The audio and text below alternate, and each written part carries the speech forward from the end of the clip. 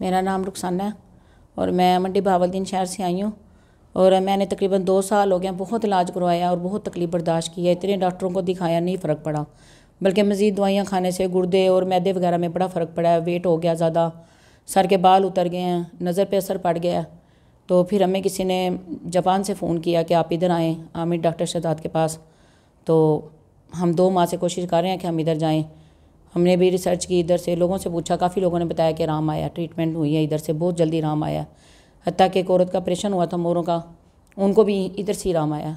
तो मैं कल आई हूँ तो मुझे माशाल्लाह पहली रात में ही फ़र्क पड़ गया और पहली रात बड़े सुकून से मैं सोई हूँ। वरना सारी रात मैं करवटें लेती थी, कंधों में इतना दर्द था, मेरे बाजू नहीं थी पीछे जाती, कमर पे ख़ारिश मैंने कल की है तो मेरे बड़े आराम से हुई है। तो अल्लाह ताला का शुक्र है, अब अल्हम्दुलिल्लाह काफ़ी फ़र्क पड़ गया, घुटनों में भी अब आराम आ रहा है। अल्लाह ताला करे बेहतरी आ जाए तो इंशाअल्लाह ताला बड़ा फ़र्क पड़ेगा। हाँ जी।